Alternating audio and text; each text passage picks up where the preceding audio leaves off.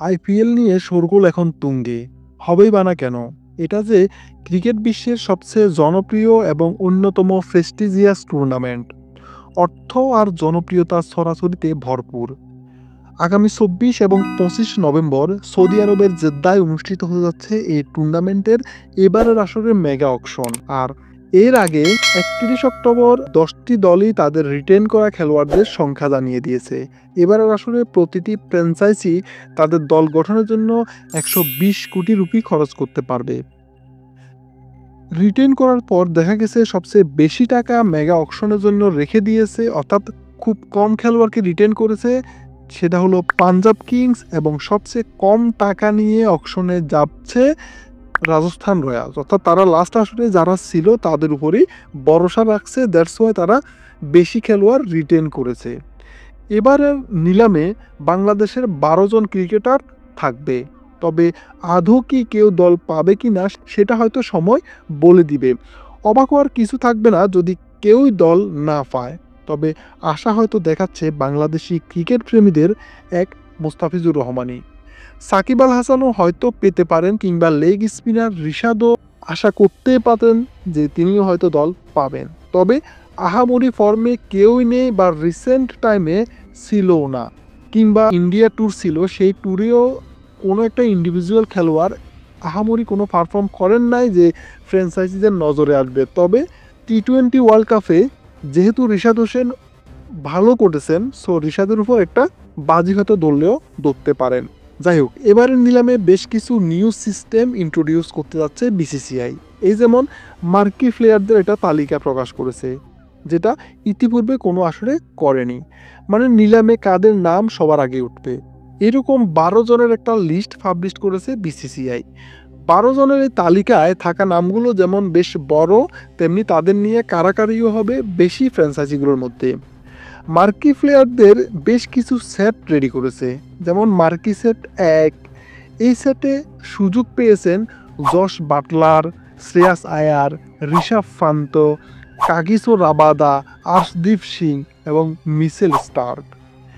অন্যদিকে marquee set ২-এ সুযোগ পেয়েছেন Yuzvendra Chahal, Liam Livingstone, David Miller, KL Rahul, Mohammed Shami এবং মোহাম্মদ সিরাজ। এদের সবার ভিত্তিমূল্য ২ কোটি রুপি, এবং এদের নিয়েই সবচেয়ে বেশি বিডিং হবে অকশনে। কেননা বিশেষ করে এখানে ৩ জন ইন্ডিয়ান ক্রিকেটার রয়েছে যারা শুধু ব্যাটসম্যানই না, তারা একই সাথে ক্যাপ্টেন্সিতেও পারদর্শী। সো ম্যাক্সিমাম টিমগুলোই এই ৩ জনকে নিয়ে বিট করবে বেশি, যেহেতু এদেরকে নিতে পারলে ক্যাপ্টেন্সির আর্মব্যান্ডটা তাদেরকে দিতে পারবে।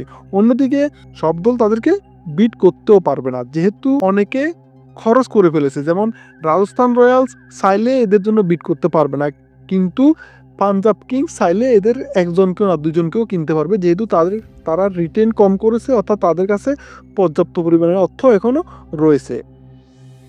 এদের সবার ভিত্তিমূল্য ২ কোটি রুপি। সো এই মার্কি সেটে যেসব প্লেয়ারের নাম যত পেছনে থাকবে, তাদের নিয়ে আগ্রহ ফ্র্যাঞ্চাইজিগুলোর মধ্যে কম থাকবে, এবং তাদের নিয়ে আগ্রহ প্রকাশ করার সুযোগও থাকবে না। এবং কেননা এর আগেই ফ্র্যাঞ্চাইজিগুলো তাদের দল গঠন করে ফেলবে, এবং যখন পরের নামগুলো আসবে ততক্ষণে ফ্র্যাঞ্চাইজিগুলোর হাতে পর্যাপ্ত টাকাও থাকবে না। এবার আসি মেগা অকশনে সুযোগ পাওয়া ১২ জন বাংলাদেশির কে কোন মার্কি লিস্টে আছে সেটা নিয়ে। বাংলাদেশিদের মধ্যে সবার উপরে আছে মুস্তাফিজুর রহমান। মার্কি সেট ২৬-এ সে সুযোগ পেয়েছে, এবং নিলামে তার নাম উঠবে ১৮১ নম্বরে। সো বুঝতে পারছেন মুস্তাফিজের আগে যে ১৮০ জনের নাম উঠবে, তাদের বিকিকিনি শেষে কয় টাকায় আর অবশিষ্ট থাকবে ফ্র্যাঞ্চাইজিগুলোর হাতে। সো যদি মুস্তাফিজ দল পায়, ও দাম যে খুব আহামরি হবে না, কিংবা তাকে নিয়ে যে খুব কারাকারি একটা বিষয় হবে, এটা হবে না, এটা মোটামুটি কনফার্ম।